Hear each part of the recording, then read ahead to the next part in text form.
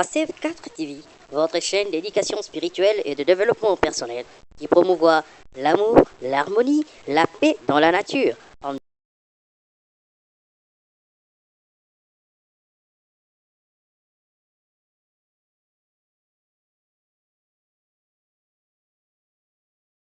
Nous savons tous que les chiens sont les meilleurs amis de l'homme et nous savons tous que les chiens et les chats sont de grands animaux de compagnie. Ils sont loyaux et désintéressés. Nous avons vu d'innombrables fois comment les animaux de compagnie sauvent des gens en risquant leur propre vie.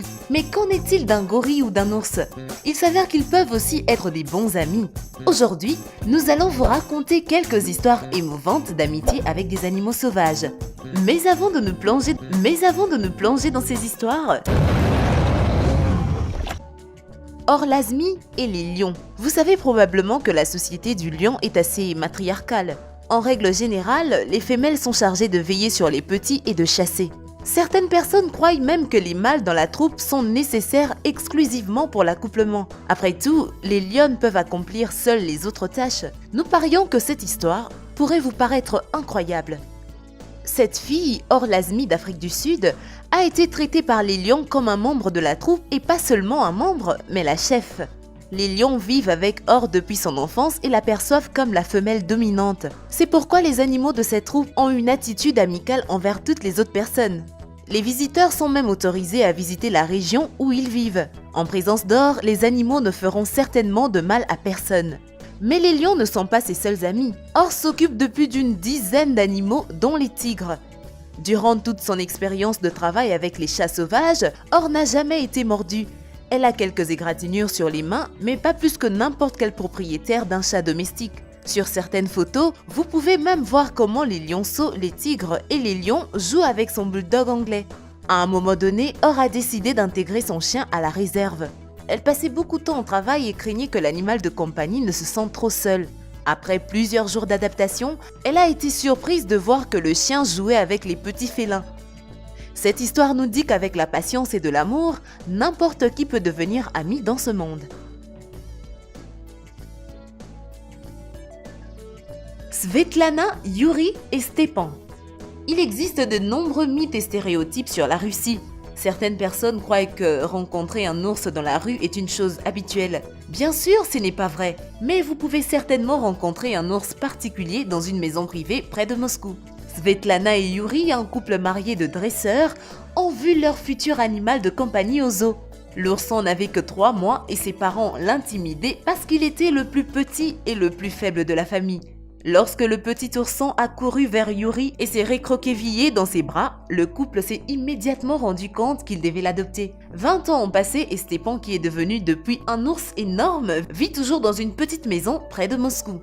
En fait, l'ours a sa propre maison. Stepan, qui pèse de 350 à 450 kg, s'est rendu dans différents pays, de l'Argentine au Japon, et a également joué dans de nombreux films et publicités.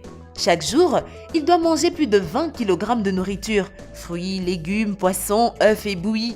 Mais surtout, il adore les glaces, les pâtisseries et les gâteaux. Stepan est tellement apprivoisé que le soir, il aime s'asseoir sur le canapé avec eux et regarder la télévision. Et pendant le dîner, il est assis à table avec ses parents humains. Parfois, il aide même le couple à la maison. Par exemple, il sait comment arroser les plantes dans le jardin.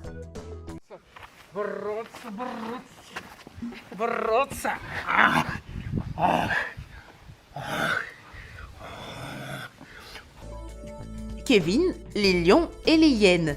Les lions et les hyènes sont des ennemis jurés. Nous le savons depuis notre enfance grâce au roi lion. Cependant, le chercheur sud-africain Kevin Richardson a réussi à se faire ami avec les deux espèces. Kevin étudie le comportement des chats sauvages et des hyènes vivant en Afrique depuis plus d'une décennie. Pour ce faire, il s'intègre dans les troupeaux de lions et des hyènes. Comment s'y prend-il? Kevin n'approuve pas les méthodes habituelles de dressage des animaux, comme l'utilisation de la peur. Il dit que les animaux lui font confiance à cause de son attitude respectueuse envers eux. Il peut dormir côte à côte avec un énorme lion ou nager dans l'étang avec un autre chat sauvage. Pas étonnant, Kevin a même été appelé les charmeurs d'animaux. Le secret de son amitié avec les prédateurs est qu'il comprend l'humeur des animaux et leurs signes. Même si les animaux sauvages considèrent depuis longtemps le zoologiste comme un membre de la famille, il suit toujours les règles de l'étiquette animale.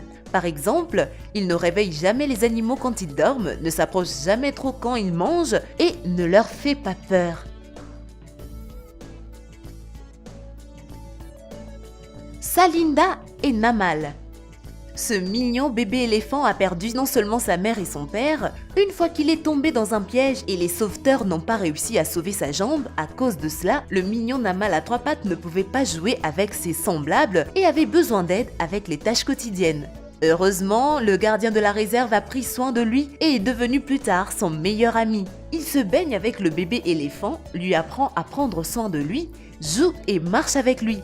Il a même créé un membre prothétique qui rend la vie de Namal un peu plus facile. Sarah et les singes. Sarah, gardienne d'animaux, est devenue une vraie mère pour ses petits singes vervets.